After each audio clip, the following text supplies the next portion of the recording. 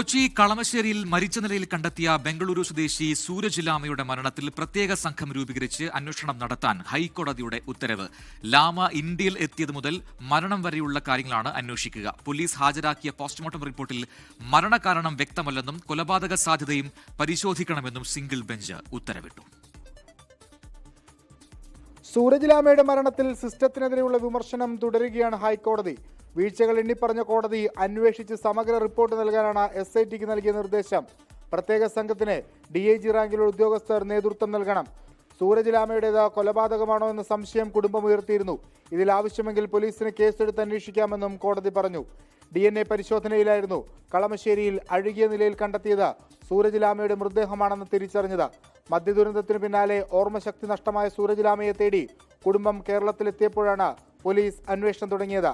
കേസന്വേഷണത്തിൽ വീഴ്ച വരുത്തിയതിന് നേരത്തെ നെടുമ്പാശ്ശേരി SHOയെ കോടതി വിളിച്ചു വരുത്തിയിരുന്നു. ജസ്റ്റിസ് ദേവൻ രാമചന്ദ്രന്റെ ബെഞ്ചാണ് ഹർജി പരിഗണിച്ചത്. വിഷ്ണു സുരേഷ്, 24, കൊച്ചി. ലോകത്തെവിടെയായാലും ഏത് സമയത്തും 24 വാർത്തകളും ഓഗ്മെന്റഡ് റിയാലിറ്റി പാക്കേജുകളും എക്സ്പ്ലെയിനറുകളും വിശദമായി കാണാൻ ഞങ്ങളുടെ YouTube ചാനൽ നിങ്ങൾക്ക് സബ്സ്ക്രൈബ് ചെയ്യാം.